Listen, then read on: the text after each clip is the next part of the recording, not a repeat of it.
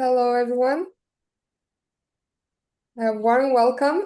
Thank you for joining. We're just waiting for everyone to connect, so let's give maybe one more minute for everyone who is waiting to join the event. Okay, very nice to see all of you here. I think most of you already know me, but just to say briefly, my name is Simona, and I'm looking after the Global Japanese Tea Association. And today we are very glad to have all of you here as we are starting our new event series called Japanese Tea Spotlight. It is basically a live conversation series where we are going to feature a Japanese tea professional to introduce a topic they are especially passionate about and to share their path towards it and what they are doing right now, and basically look a little bit deeper into specific side of Japanese tea.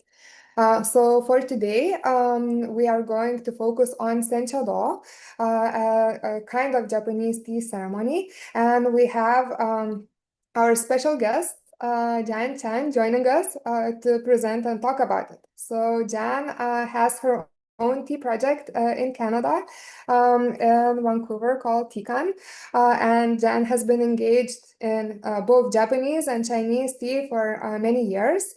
And she has studied actually several different kinds of tea ceremonies. So sado, the one with matcha, and eventually discovered senchado.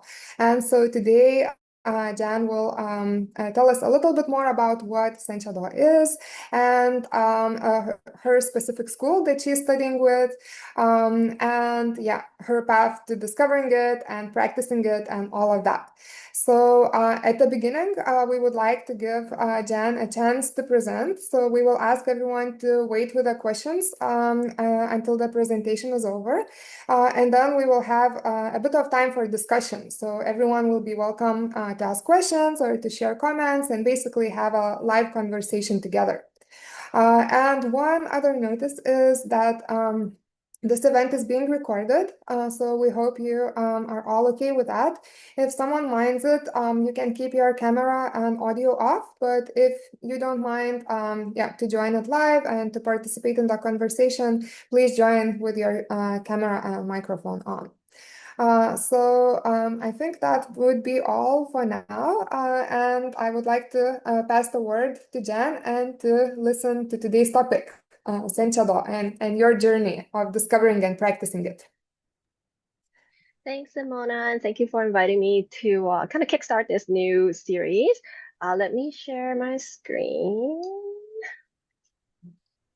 Okay, I think it's on. Let me know if it's not working properly because I'm still kind of new to this.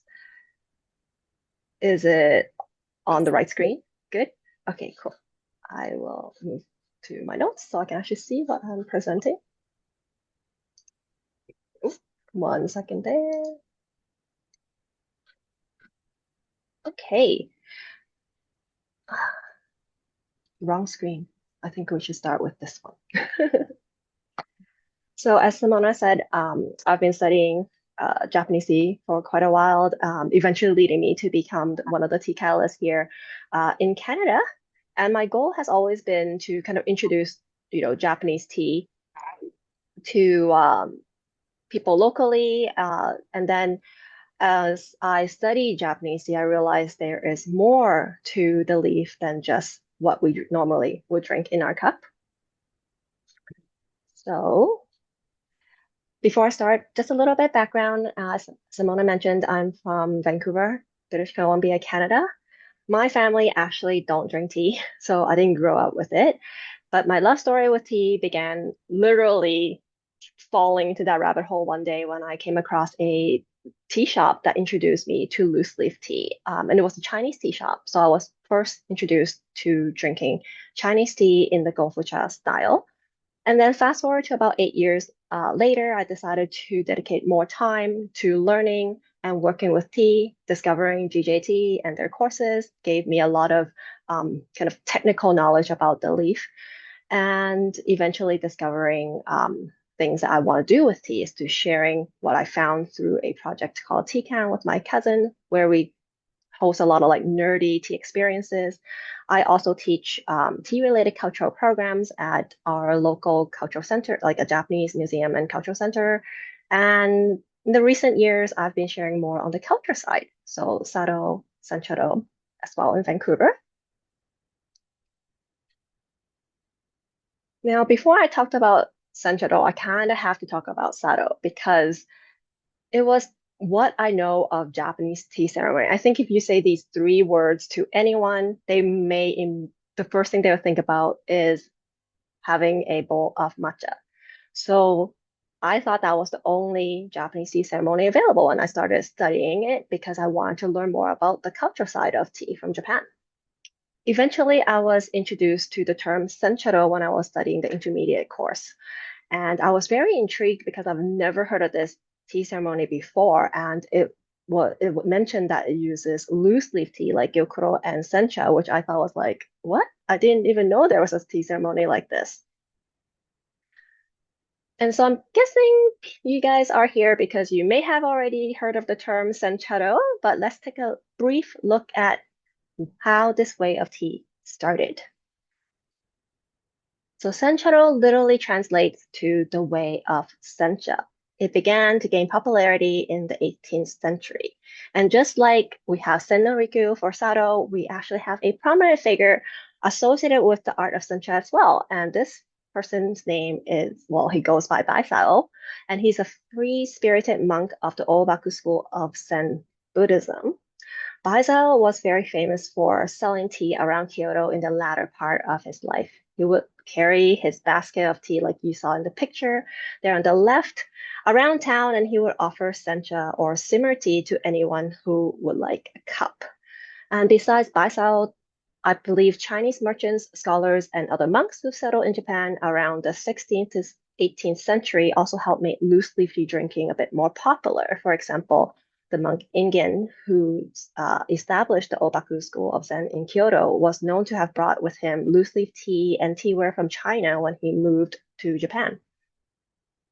So in this photo, why I chose this is because um, those pictures that you're seeing in the middle and on the right side are some of the tools that that ISO actually uses for when he set up these like mobile tea shops and selling tea around town. And those are not quite familiar to people who don't drink loose leaf tea. They are actually tea utensils that was brought in from China,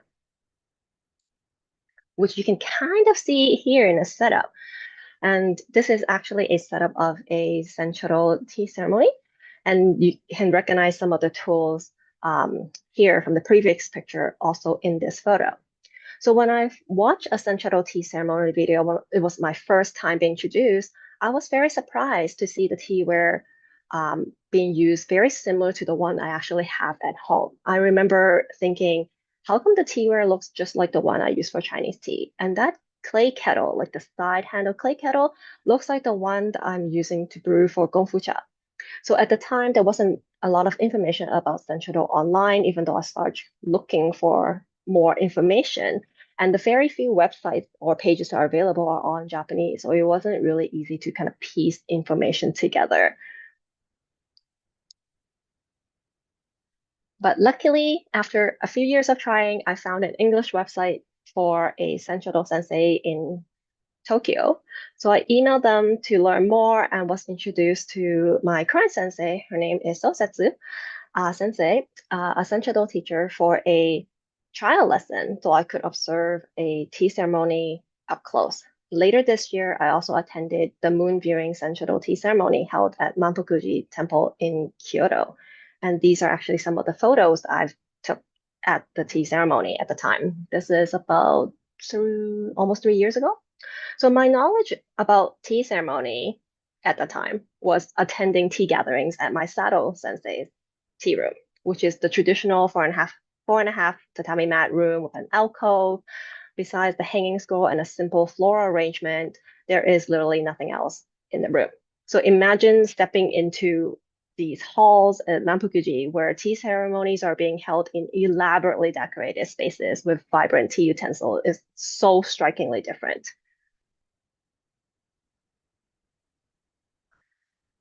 And this is one of the a picture showing our school's tea ceremony setup. So after my trial lesson in Tokyo, I decided to continue learning Senchado online with Sosetsu Sensei from the Oubakubaisa-Ryu School of Senchado. I was really drawn to the school's temae because they use a teacup, we call it chawan, that are really large. It kind of reminds me of the one from Sado, but at the same time, obviously the shape is different and you serve loose leaf tea in it. But what I enjoy is because you're just making one cup of tea. Because often when I'm at home, I'm only serving myself. I'm actually looking for something that I could incorporate in my daily life. And second thing that really made me interested in learning more about this school was because they all their temayas or practice or tea making procedures are done on tabletop. So I don't have to sit Seiza because I already sit Seiza for my sado and I feel like I could give my knees a rest. So it's really wonderful to actually be able to practice a tea ceremony where I can easily replicate in my daily life.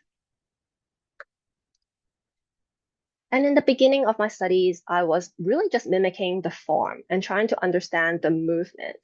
But over the years, I realized Senchado was where I could find my calm. I get quite nervous when it comes to brewing tea for others, especially with Japanese tea, because there's a lot of the time I'm brewing green tea, which is very delicate. Even though I may have brewed like a tea many, many times, I still feel that I could mess up, especially when I'm serving other people. And then I get so fixated on the brewing specs, like the water temperature and how long, and I have all my like little gadgets. But with Senchero, we are brewing the same delicate green tea without modern aids like a temperature control kettle or digital scale. And eventually, I just learned to trust my senses. And every time it would reward me with delicious tea, even if I brew sencha using water that is at a rolling boil, like literally bubbling, and you just toss sencha in it. I remember the first time that happened, and it literally blew my mind because I can't believe I'm throwing sencha into a 100-degree boiling water. But it tastes wonderful, so I suggest you go try it at home. One of the biggest aha moments for me was realizing the importance of breathing, actually, that came about maybe just a year into studying. I realized the importance of breathing and how the simple act of taking a breath impacts my state of mind and the flow of the tea. I know it sounds really kind of silly since we breathe naturally, nobody tells us when to take a breath, but sometimes we're actually holding a breath in without realizing it. And this is something that I kind of was forced to realize learning Senchero. And here's me, my first Senchero experience, kind of not as a guest, but actually participating. So besides making tea, learning how to make tea in the way of Senchado, I also want to deepen my understanding of this practice. So through research and discussion with my teachers, I explore the fascinating backgrounds or backstory of the art of sencha. I also learned that my school was founded to formalize the tea ceremony practices of the Obaku Buddhist monks and to also spread them to the general public with the spirit of Baisao. So, Manpukuji, if I think if any of you here studied I think the foundation course actually mentioned it was actually founded by Ingen. So he came from China, started a temple in Japan to kind of share his knowledge, but at the same time, he also shared loose leaf tea. So now I'm seeing a little bit of a connection there. And I'm so glad like this sort of connects with my own roots coming from a Chinese background. And having studied almost entirely online this whole time, I was actually quite nervous about stepping deeper into taking on a different role with Senchero. Would I be able to do the temae or tea making procedure and convey my feelings in my movements and more importantly in the cup of tea because I'm only learning through a screen. Um, but under the guidance of Sosatsu Sensei and the encouragement from our Iemoto, I successfully received the title of Junshihan or Associate Professor, I guess, direct translation, last year. And here's me receiving my Monpyo, a name board from our Iemoto. It was a moment I cannot even describe the feeling. It's just truly incredible to be kind of officially part of the family, but also kind of just as reaching a milestone, I guess would be the right word. So some have asked if that is the end. I remember telling a lot of friends, I'm going to Japan, I'm going to meet the Iemoto, I'm going to do this exam, and I'm going to like perform the tea making procedure and hopefully receive my chame and the name board. And then they would ask me, is that the end? Am I done? Like, have I finished Senchado? But I think it's on the contrary, it's just the beginning. Whether it's Junshihan or chame, it's more than a title. For me, it marks almost a shift in responsibility. So I see now my role is no longer just about absorbing knowledge for myself, but also about passing this forward and preserving the integrity while making it more accessible to a modern world. Because um, ever since I started studying sado, I always felt like I need a proper space. I need the proper setup to do it. Whereas with Senchero, I feel like I can just do it on a daily basis. I don't mind all the setting up the teaware because it becomes a practice I actually dedicate time. It's like people going to the gym and I'm going to set up my tea room or tea space. So in the past few months, I started sharing Senchero through tea gatherings and trial lessons, which you saw in the past past slide. And in this photo, it's my first official Senchero tea gathering where I invited my Sado sensei, the one also in the kimono, looking at me right now, and my pottery teacher. These are the people that really helped support me on my tea journey. So I wanted them to be the first to experience Senchado. And for them, it's also their very first experience for Senchado because it's not a very popular or well-known tea ceremony. So I'm very glad to be able to share the way of Sencha in my own community. And of course, we all heard the phrase learning is a lifelong journey. So in the future, I plan to share more about the way of Sencha, including its history and development, because I believe that knowing the backstory allow us to understand and appreciate it on a much deeper level. And along the way, I want to showcase the different sides of Japanese tea, from the lesser known teas to the people working hard to put the leaf in our cup. So on the slide, these are photos I actually recently taken earlier this year in February and March, where I got a chance to meet a kancha tea maker way out in Shikoku area. Literally, there's no cellular signal. I was lost in the mountains for the weekend, but I got to meet Ishimoto-san, who's one of the last kind of kancha maker in her area, in the tiny village with population of 10. And then I also met another tea maker here in the middle. He is one of the tea producers that makes was awabancha in Kamikatsu. And then I was in town in Uji to observe a hand rolling competition. So I was there and just kind of continuing learning about tea and the people behind it.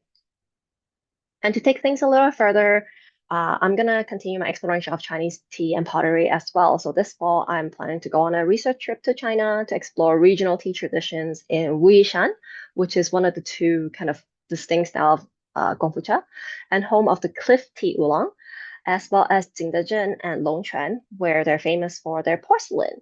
And a lot of the porcelain that was imported to Japan in kind of the time 15th to 18th century are all kind of from this area. So it'll be interesting to kind of see what it's like.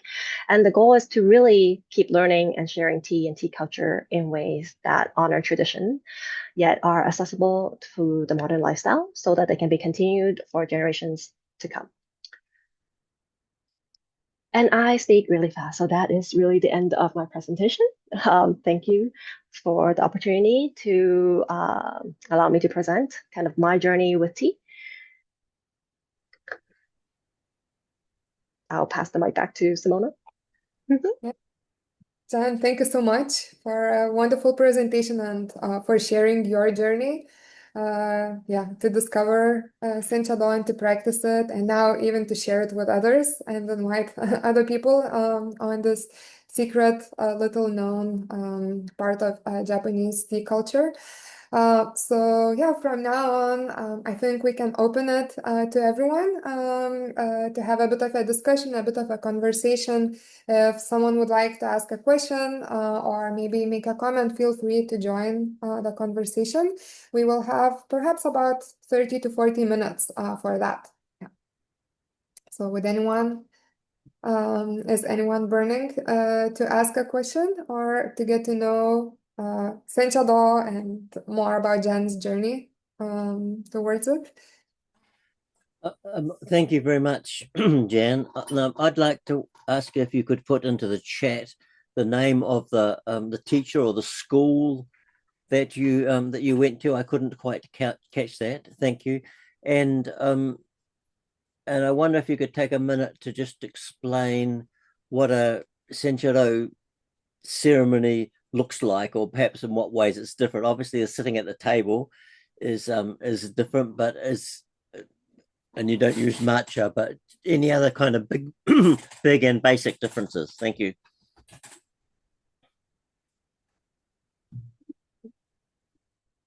Oh, Jan, sorry, it's muted. All right, so I'm gonna paste my teacher's website on the chat. I think I already shared that. And Sanchado website, Sanchado tea ceremony, I think there are many different schools for Sanchado, just like there are many schools for Sado. So while my school do table style, a lot of the schools still do Steza style. So they do sit on the floor, for example. And but one of the thing is, besides the tea is being different, is really the tea utensils that strikes me being very, very different, because you're brewing loose leaf tea, so obviously you won't be having a bowl and a whisk, for example. But there is very similar kind of procedures where we would still have a chocolate placement, just like in sado tea ceremonies. We would have smaller teapots. So depending on the tea that we will be brewing, sometimes we will be brewing directly in the teapot. Sometimes we would actually cool it down with yuzamashi, just like how we would prepare sencha on a daily drinking. But the biggest one is probably it being a bit more free, I would say. In Sado, the reason why Senchado actually came out, and this is a bit of like a history part of how Senchado came about, was people slowly were more interested in Baisao's way of brewing tea and serving tea because it gives them a bit more freedom. If you think about the time frame when Baisao was around and when Senchado actually got started, it was during the Edo period where Japan was closed off to the rest of the world. And so the only way for them to kind of know what's really happening outside and to learn, for example, how the Chinese were enjoying tea was through the people that did some trading or were already immigrated to Japan and brought with them kind of the teaware.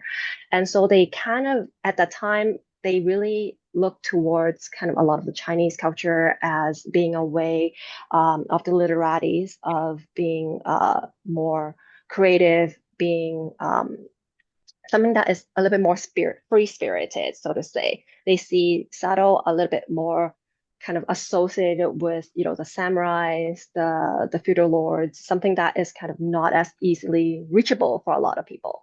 So that's why I think with Senchero, for me as well, is that kind of freedom, which you can see is just even the pictures I showed earlier. A lot of the rooms, a lot of the decorations are kind of really elaborate, which you would not really see in any of a Sado tea ceremony, even if it's for some well-known or you know, I don't know, maybe the emperor will be different, but then it would be more kind of down to earth. The whole wabi-sabi is definitely still very much part of Sado, whereas Senchado, we like it to be, the theme is very apparent. We can kind of go above and beyond for the decorations, a lot more creative freedom in that sense. I hope that answers your question. Thank you so much.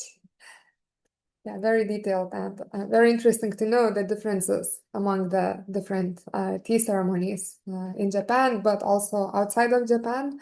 And while we are waiting maybe for another question, do we have another question? If someone would like to ask, just feel free to, unmute your mic and jump in.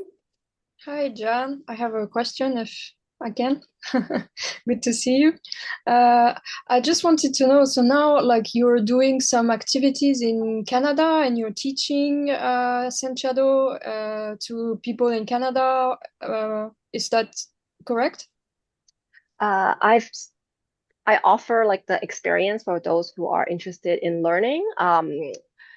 So I don't really have a student, like my own students, but I do offer kind of like if they're curious about the experience, they can have a trial lesson and see if it's for them. I think it's fair for people to experience it firsthand before kind of committing to it, because just like Sado is like a lifelong kind of learning, so it's actually a big commitment.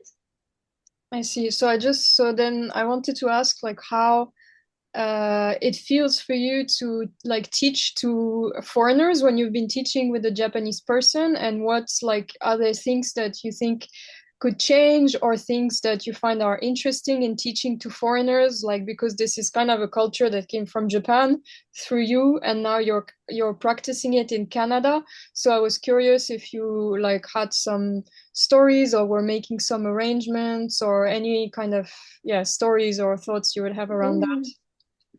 I think the interesting thing is because my background is already, because I'm not Japanese, so I'm kind of looking at it from almost like a non-Japanese person's like lens. And my background with Chinese tea also allows me to kind of tweak a little bit of like understand how a lot of these like movement may work along with like my sado background. So like for example, the posture, the way I carry some of the tea utensils. But when I'm teaching the trial experiences for a lot of people, I notice the first thing is they're mega stiff. Even these are tea people, they already drink loose leaf tea on a regular basis.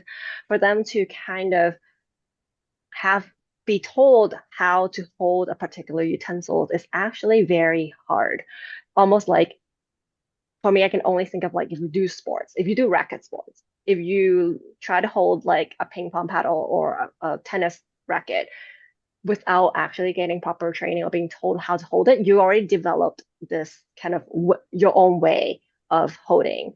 And now somebody's telling you to hold it slightly differently and it feels very foreign. So that is one of the things that I noticed. And me coming from, still being a student, I realized I have to kind of find a way to first loosen their muscles and explain it to them in a way that makes sense. So for example, we do for Chinese tea brewing, we like to like shake our teapot a lot to get like that very last drop.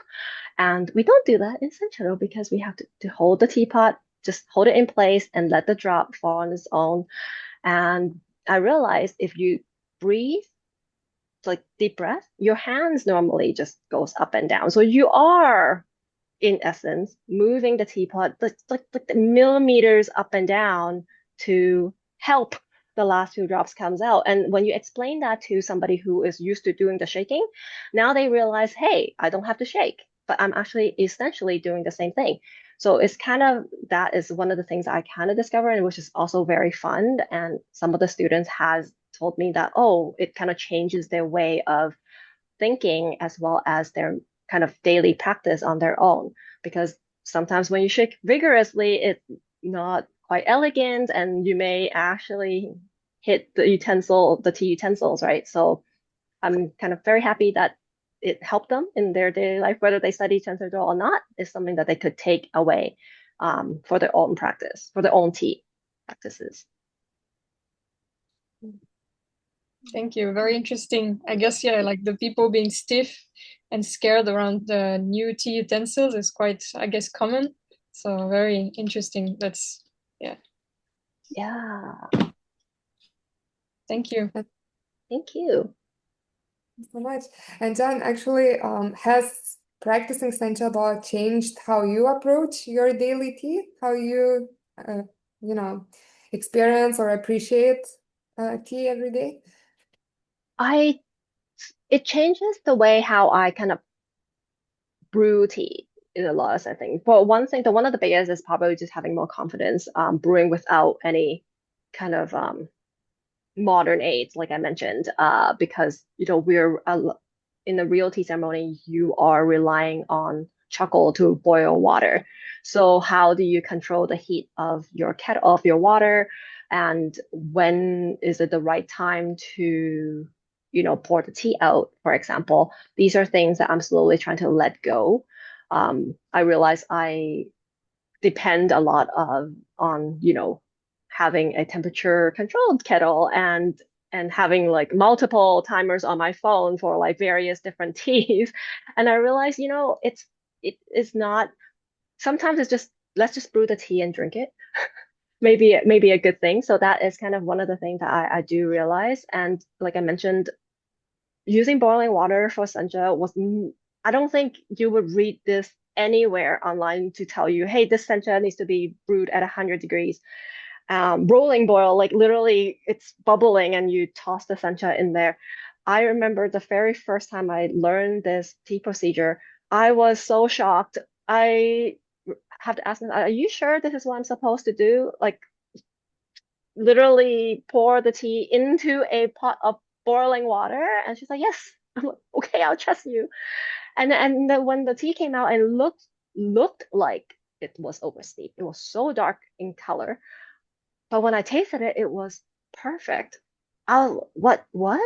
Because when you also observe a lot of the tea ceremonies, there's always the purification process, and it's the same that we do in Senchado as well. So we kind of cleanse our teacups while the tea is steeping. So after I put the tea in boiling water, I have to let it sit there while I clean, like purify and clean the teacups.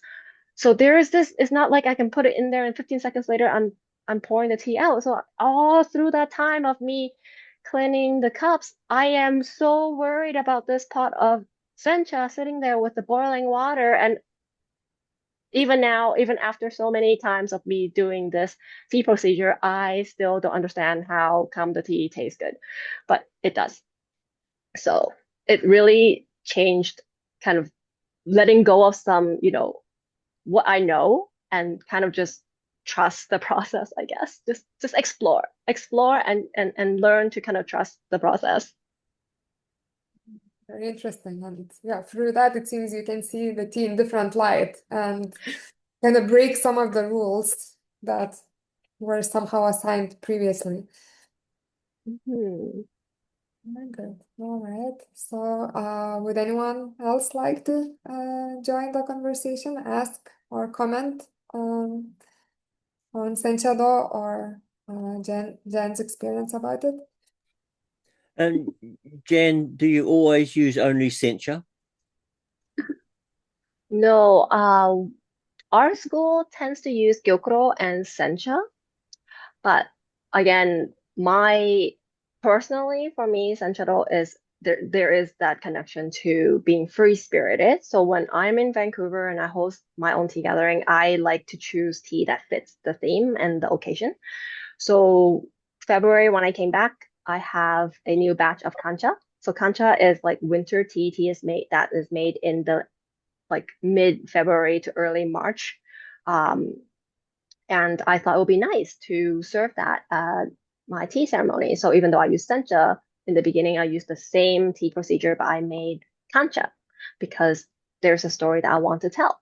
And I invited guests who was on the trip with me. So it's very meaningful. So I feel like a lot of schools that you also talk to from people from other Senchado schools, some of them will use hojicha, for example. That is also part of them. So I think any loose leaf tea goes, I believe. It really depends on the school.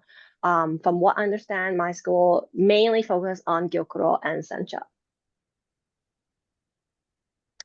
Yeah.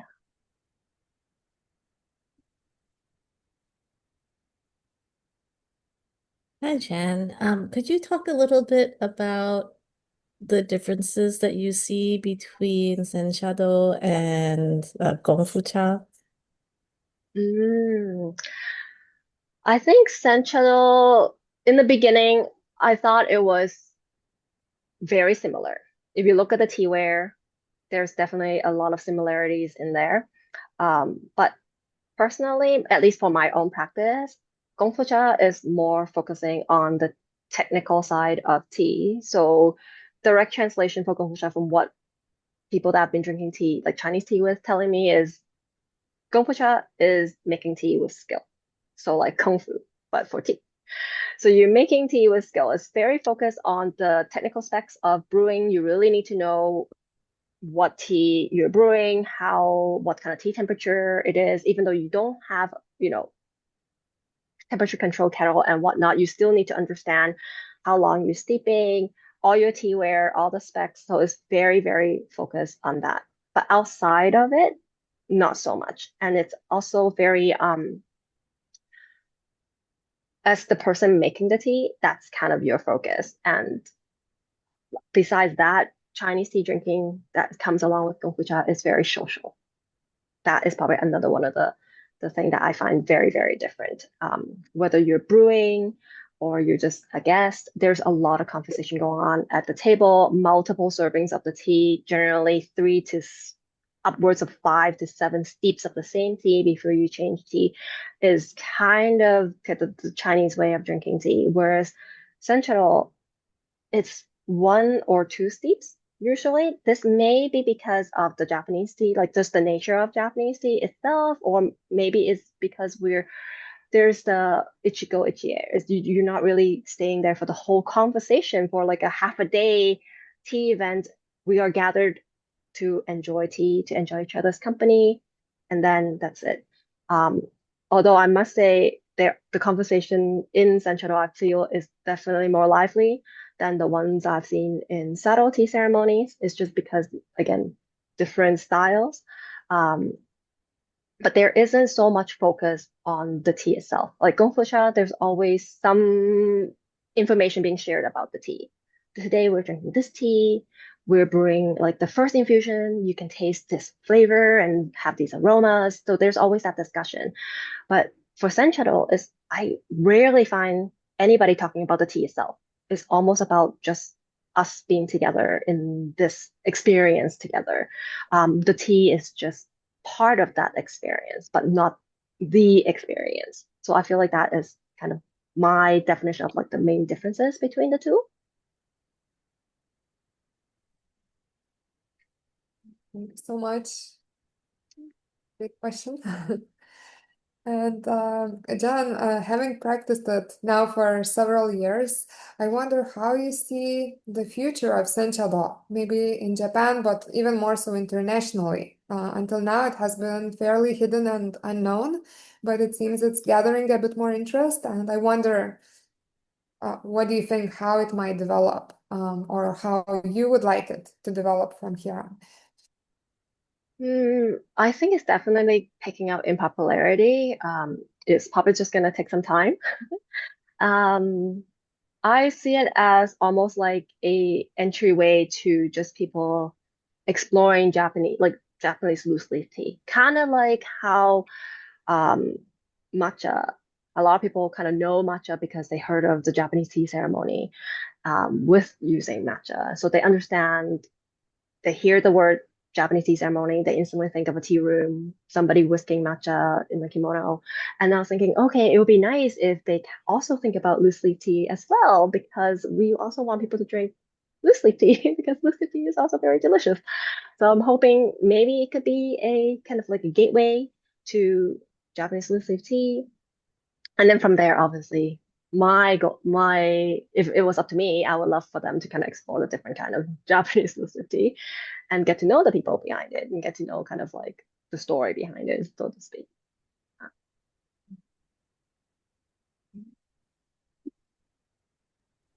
Jen, as somebody who started studying from overseas online, what was it like for you starting lessons? Was it really difficult for you to get all the equipment and, to set up a tea space in which to practice? Uh, Not quite. It was a lot easier than because I already drank Chinese tea. So I already have like the small teapot. I don't have the proper cups that I use for my school. You saw like the V-shaped, very large chawan. I don't have that. But for the most part, I have things that I could use that are very similar. So like the side handle kettle, which I use the kisu for because they literally looks the same. But I have to kind of find teawares around my home that allow me to at least practice the procedure as close as possible. And then eventually you just slowly collect your tea utensils. I think one of the things that I actually enjoy is finding um, thing that I could borrow, like borrow teaware, which is also very popular in sado nowadays. Teaware that looks like it is not meant for that particular purpose, but could be used for that for a purpose in the tea ceremony, for example. So it's nice to kind of have access to that since I drink Chinese tea actually helps. But honestly, some of the smaller teacups from our intermediate class works because I was using that too. So that was kind of nice.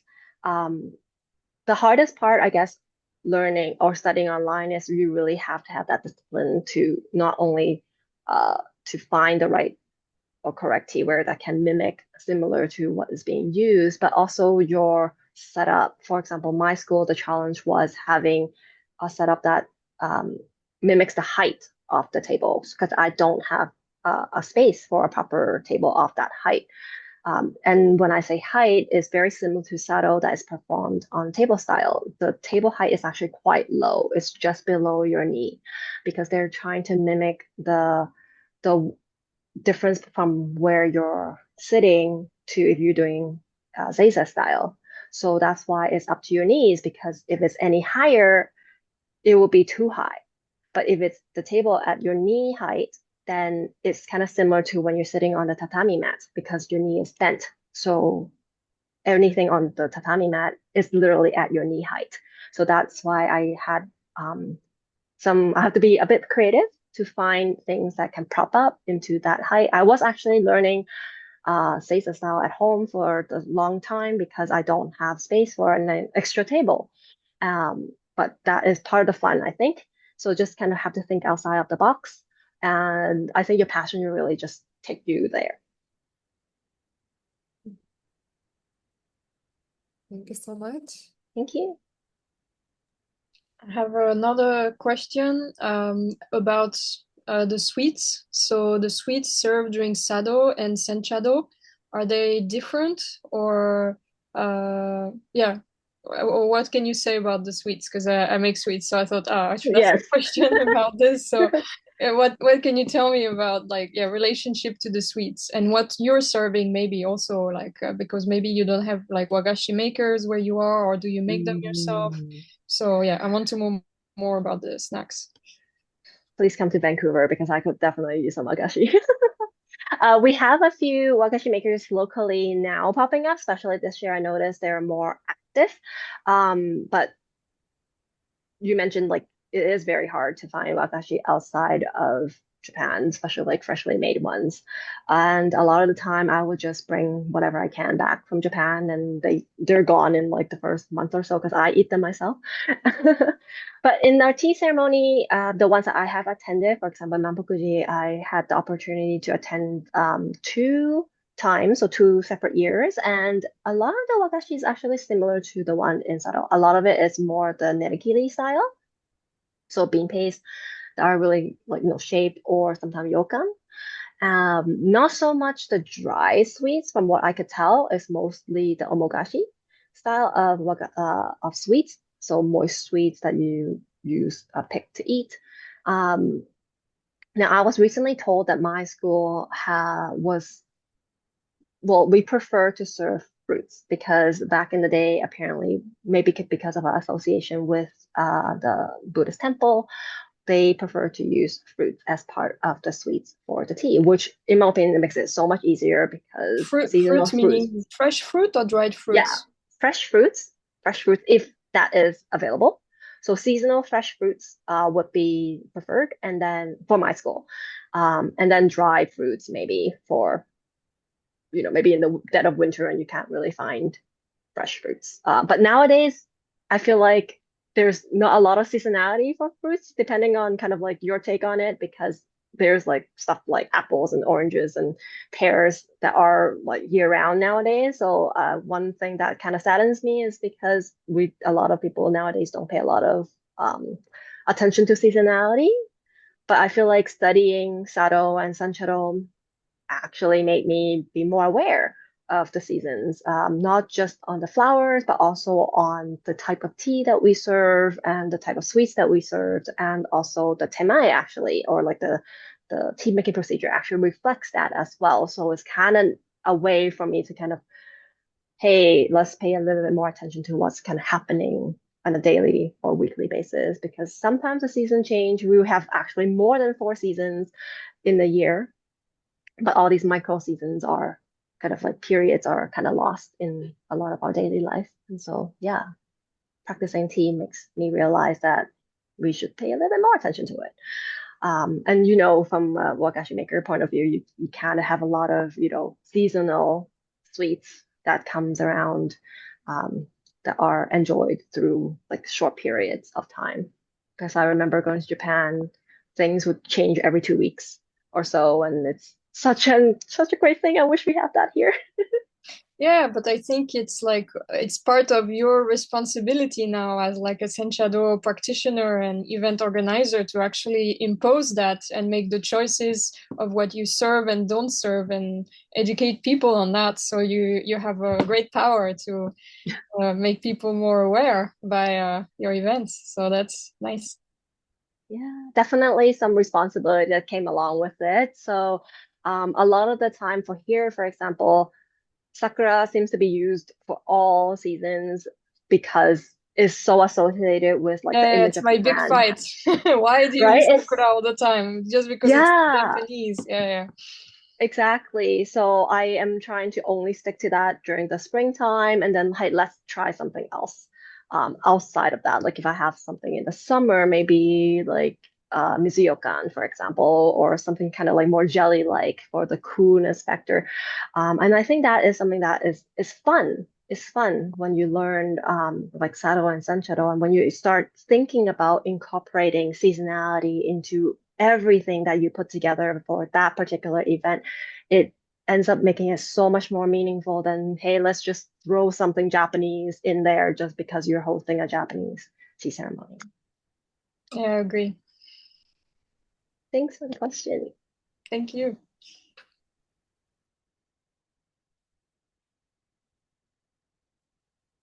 I think we have a question in the chat from Irene. Irene, would you like to join the live Sure, conversation? I won't turn the video on because my internet is kind of bad right now, so I'll just stick to audio. Hi Jen. So just out of curiosity, so with Senchado, you said that it's very flexible, but then you put tea at 100 degrees and let it steep, and it's still fine. So out of all the teas, like either cultivars or region, what's your favorite teas to serve? And is there a tea that you find very difficult to make sure that it doesn't not taste well with the guests? I actually haven't found a tea that actually didn't. Okay, so I think even though I said there's a like think outside the box, throw away kind of like what we know about the tea brewing specs, you still need to pay attention to like, the water temperature, the steeping time. And there is a little bit, even though when you observe a tea ceremony, it feels like, oh, that person's just adding tea into the hot water and they're not really thinking about how to brew. It is in the most subtle way, which I think is really nice because it actually surprised the guest. So you still kind of need to understand how long you're brewing the tea, because there are certain steps that allow you to adjust your brewing time. It's just very hidden into part of the tea making procedure, which I thought that was very cute. I don't have a particular tea cultivars that I like, but I do love serving tamarikucha. Actually, it's my favorite tea. It was the tea that got me into Japanese tea in the first place. And I just got my shincha So just definitely coming for one of my upcoming tea gathering. I really, really want to feature this tea. It's not a popular kind of tea here in Vancouver. I don't think any of the tea shops here right now sells it. You could find it online at places, but it's definitely one of the things that I want to introduce to people. And I have done so in the past in a more of a kind of tea education type of setting, so more of a tea tasting. But with the Senchado, I feel like I could also incorporate the culture side of it as well. So Tamarakucha, definitely one of the tea that I enjoy. Cultivar wise, I don't have a favorite because I don't think I've tried enough to pick a favorite. Okay, thank you very much.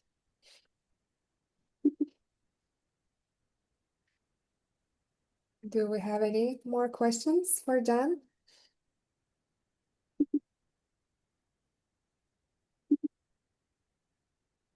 Anyone here interested in learning Senchado after the presentation? Yeah, we see a few hands up for sure. So Jan, maybe you could, from your perspective, from your experience, what would be a good way to start learning? What could be a good first step? I believe a lot of people who are joining today, they are curious or maybe they are even looking how to get started. So what would you recommend?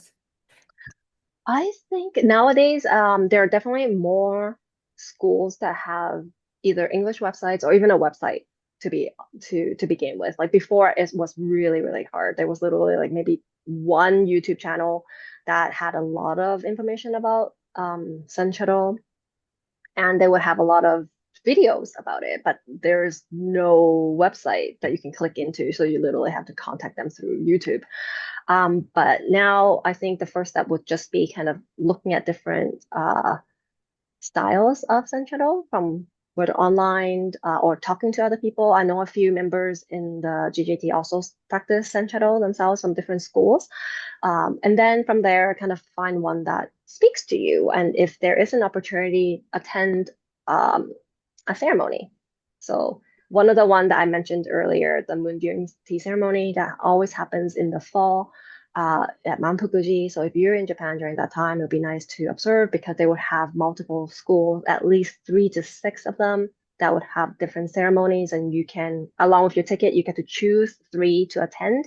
So it gives you a variety like experiences to see which one you like, and from then you can probably just get more information, reach out. I have a bit more of requirements simply because I don't speak Japanese, so it's a little bit harder. I have to find an English teacher.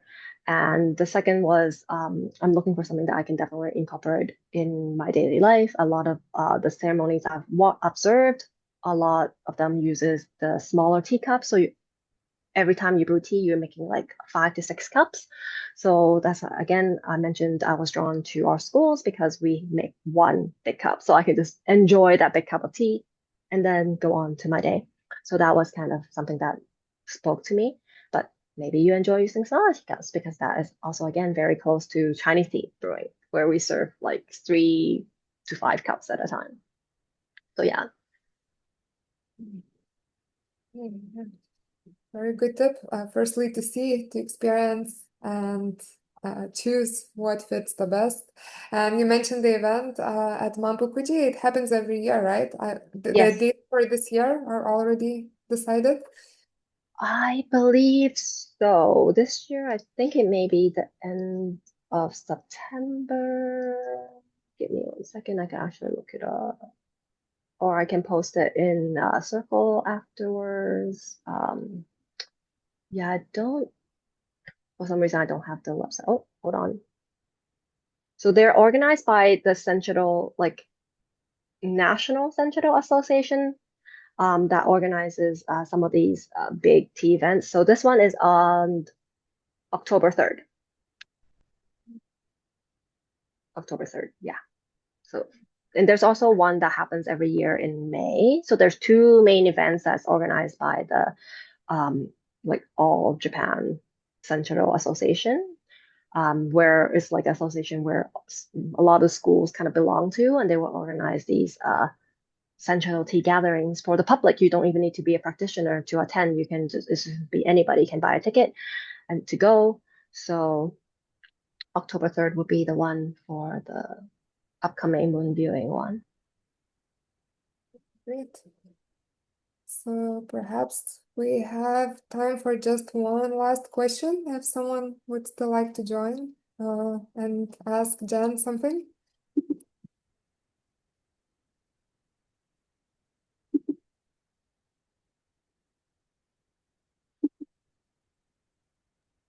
I guess I'll just ask, are you still taking lessons from your teacher? Okay. Yeah, it's a lifelong journey. That's why I said like it's a bit of a commitment. So that's why I don't want to just say, hey, come learn Sanshiro with me because it's really not for everybody. I feel like the same with Sado. Once you kind of start learning, I think it's something that you want to learn for life. So that's why. Mhm. Sounds very serious, but it's totally not. So then just to conclude, maybe one last question from my side would be looking ahead and talking about the future, Jan, what you would like to do or what you see, doing yourself with Senchado from here on. You mentioned that you had some sessions for people to discover it in Canada. So what are your next plans? What would you like to do next? With Senchado, I definitely want to share more on the kind of the historic, the backstory side, and that's kind of in the work. So I'm working in talks with a local nonprofit that is sharing Japanese arts and culture. So that's their mandate, and we're hoping to put together like a lecture slash experience series where they can actually learn the backstory of Senchado and then experience it for themselves because it is quite different from Sado. And so it would be nice to kind of showcase that side and to really understand Sancharo, not just like just because it's a different kind of setup, there is more to it. So I feel like I wanted to share that story. Right. Well, sounds great. Thank you so much, Jan, for joining us today and for telling us about Senchado, about your school and your own journey. It was a real pleasure to have you, and thank you for everyone for joining this event, which was our first in the new series of Japanese Tea Spotlight. So from now on, we are planning to hold such events about once every 2 to 3 months, inviting different speakers to present on different Japanese tea topics and their journey and their discovery of it. So yeah, please stay connected and we will share the information about the upcoming events.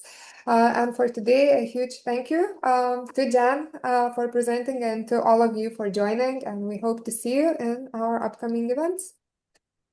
Thanks, everybody. Thank you. Thank you. Let's stay connected. Bye bye.